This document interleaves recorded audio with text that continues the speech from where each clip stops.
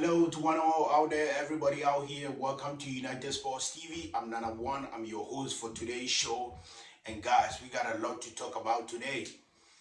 After United drew with West Ham United at the London Stadium today in the Premier League. All right, guys, we got three things to discuss about today's game. And let's see what really was the problem for United not to have the three maximum points out of London Stadium against West Ham United. So guys, let's jump into it. Manchester United missed out a perfect chance to move third on the Premier League table. Secondly, today's game was one of the most reasons why Manchester United board was supposed to support Michael Carrick with new signings this past January transfer window. And thirdly, Benjamin SESKO's goal secures a point for Manchester United as West Ham ends Michael Carrick's winning run. Man, Benjamin SESKO,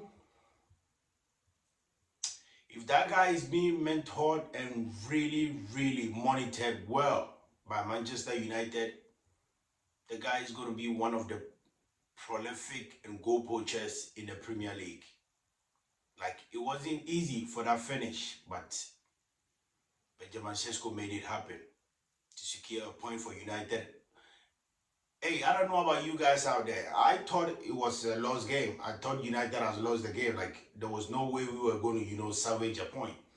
But, hey, who knows?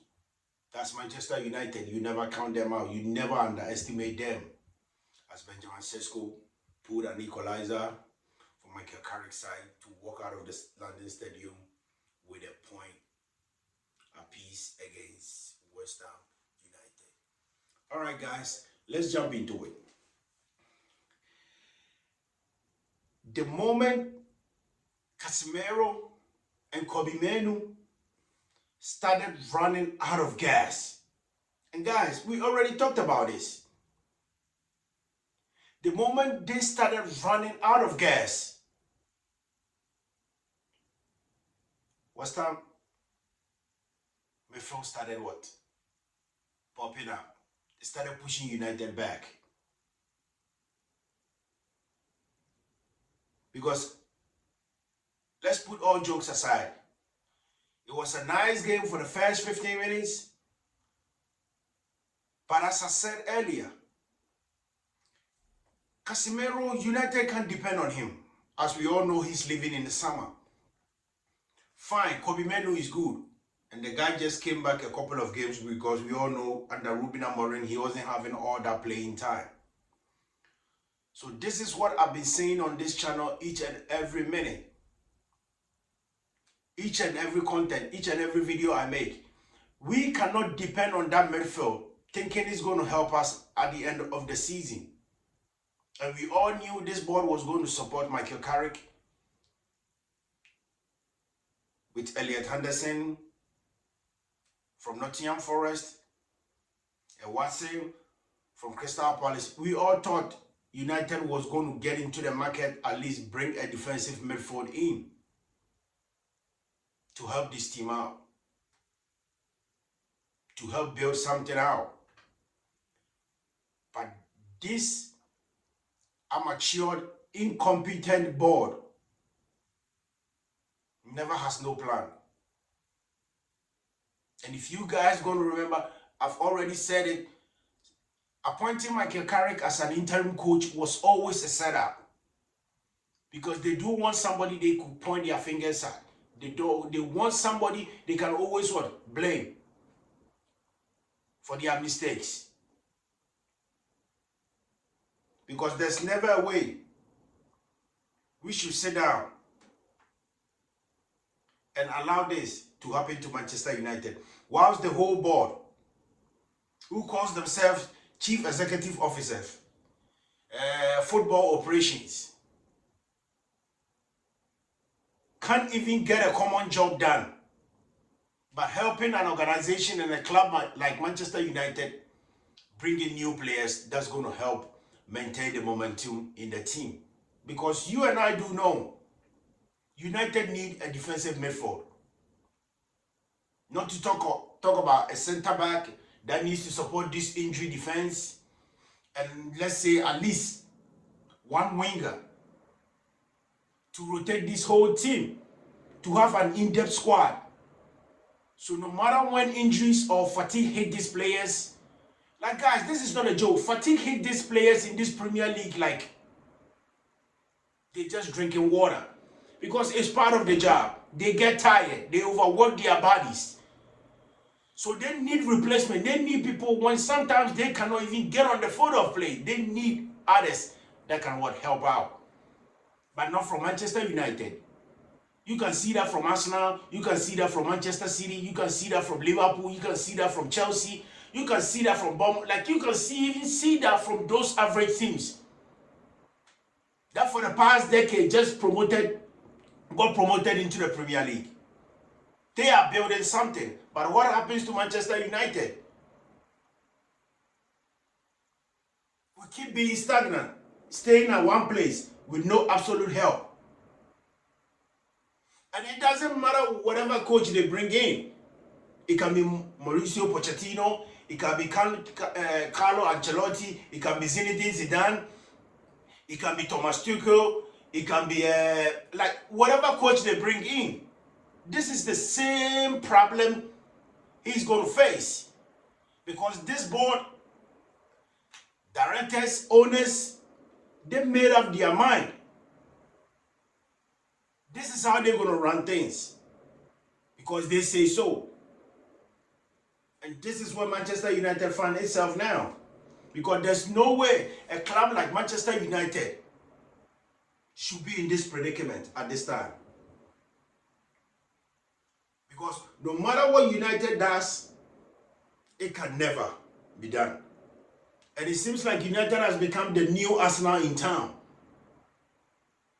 We never get it done. Always exaggerating, always building castle in the air, always dreaming about it, but never gets it done. But my hope for this season, the way Mikel Arteta's Arsenal is playing, I really do hope they can get over the hump that they've been facing for past 3-4 seasons. I really, really hope they can get it done. But looking at Manchester United now, we are no different from Arsenal. We will put in the effort, we will do whatever we have to do. But when it comes to the final stage, to get over whatever we need to do, to get that competitive team, in the Premier League, in Europe, whatever tournament or whatever competition Manchester United find themselves in, but yet, no. So it don't matter. You can do or you can be whatever it has to be, but the way on which our doings, we have an incompetent board in office, such a shame, and they are really waste of space, because there's nothing being done.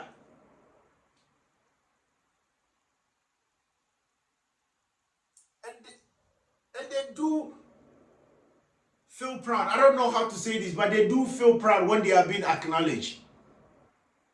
As CEO, Director of Football, and Football Operations Director. Like, do these guys even have an idea what those positions are? No, they don't. That accounts to today's game. Because Man United definitely missed a perfect opportunity to go third on the Premier League table after fumbling a maximum 3 points, which seemed easier after wins against league leaders Arsenal, second on the table Manchester City, current Premier League champions Liverpool, and the world champions, FIFA World Club champions Chelsea. After United beating these teams, who would have thought in our wildest dreams that we are going to fight for a point at the London Stadium today against West Ham United? Nobody ever thought about that.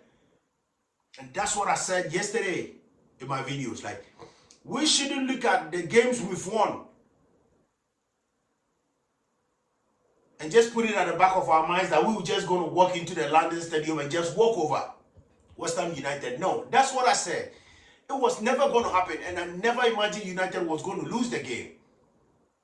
Those of you who saw my videos yesterday can testify to that. But the problem keep happening each and every season that we do know and we see.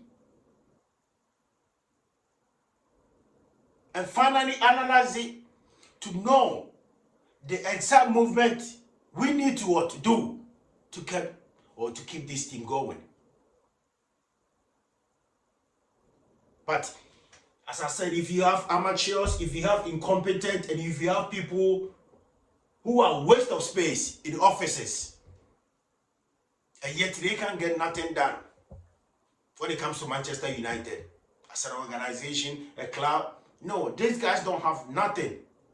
They don't have no answers for Manchester United. But yet they are the so-called what, board of directors, so-called what, shareholders, so-called owners of Manchester United. Because today's game was a perfect example. If Carrick had an in-depth squad, because now the man even gets scared when he is about to make changes. If you guys realize it's either Mbeumo coming out for Cunha, or Cunha coming out for Mbeumo, or Mbeumo coming out for SESKO, or Cunha coming out for SESKO, or SESKO coming out for what, Zexi, or Mbeumo coming out for what, Zexi, or Cunha coming out for Zexi. That has been the rotation for Michael Carrick. And do you think that's what the man wants? No. But the fact of the matter is, Manchester United board is so diabolical and so stupid in a way that these guys never think far. They only think of today. The problem Manchester United is facing doesn't come from no coach, doesn't come from no players. It's always been the fault of the owners, the board, the recruitment team, whatever they call yourself. Because I'm not surprised about the outcome of today's game. But what intrigues me is the fact that this so-called board sits at every Manchester United game and see what happens, sees what this team lacks, but nothing indefinite. Nothing absolutely that they've done. Because the Ineos and the Glazers, the board of directors, whatever they call themselves, they are the true example of what? Waste of space. They are the true examples of what? Stupidity.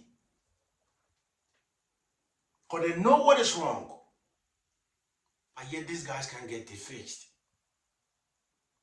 So where are we going? Where is Manchester United heading to?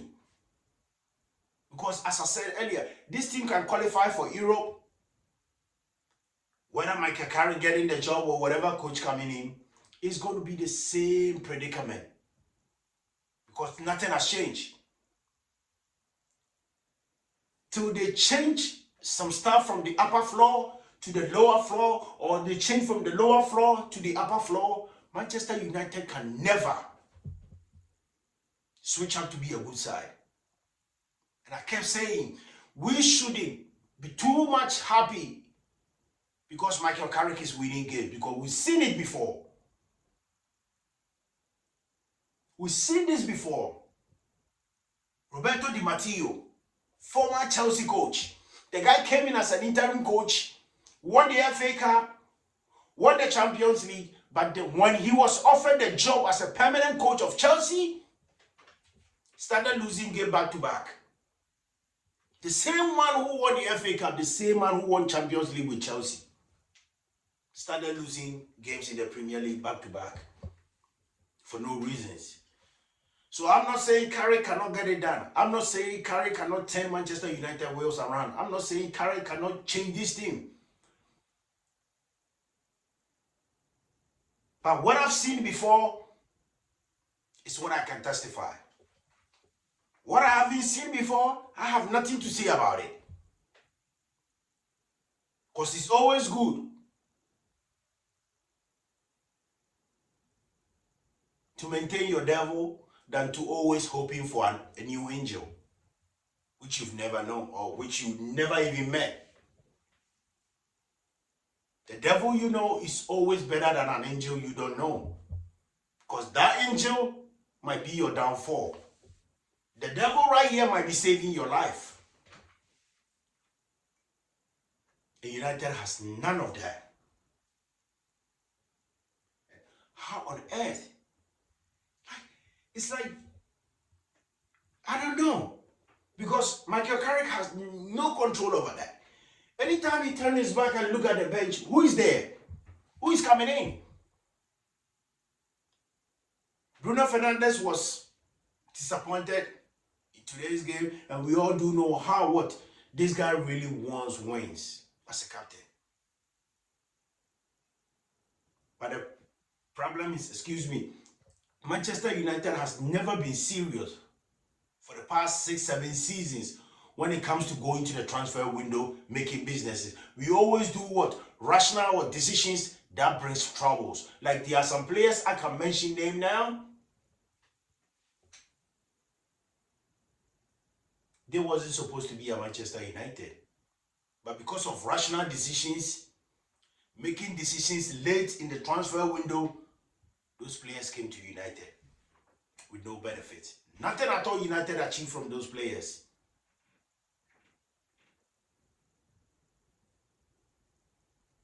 Benjamin SESKO, guys. Benjamin SESKO. The guy is young. The guy is clinical. The guy is talented. The guy is a goal poacher. But my only problem here is Benjamin SESKO is adjusting to the Premier League. The guy is learning from the league.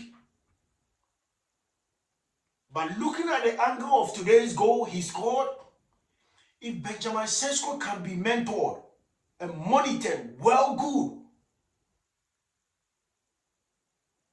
But former players, I don't know whatever coach they're going to get for him as his personal trainer, secret training, Benjamin SESKO is going to be a devastator in the Premier League. Because let's not forget, in this Premier League as a striker, you need to have speed, power, greediness.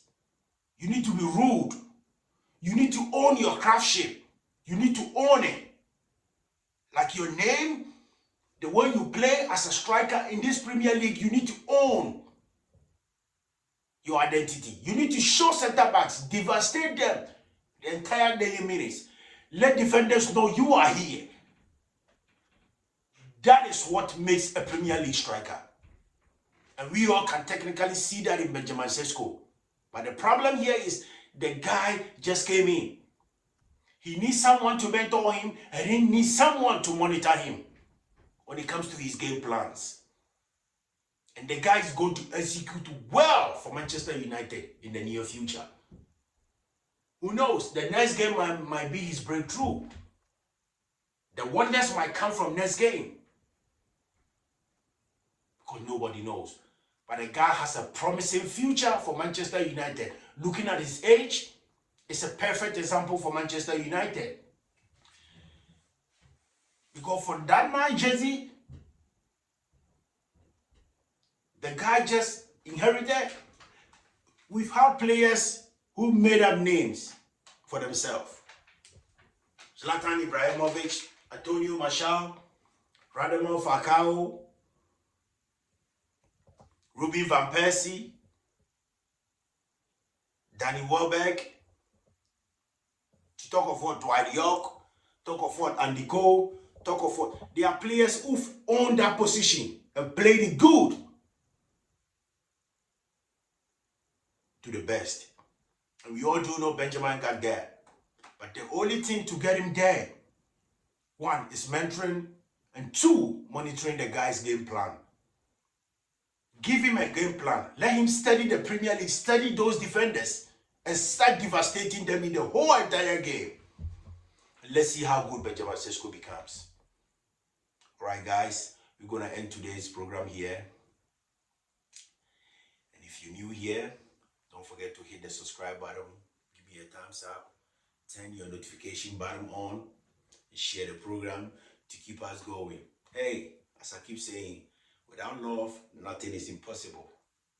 Without love, nothing is possible in this life. Love leads and all impossible becomes possible.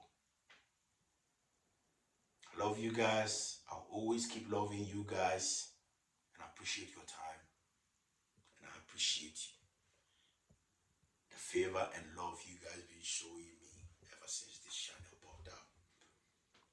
I love you guys.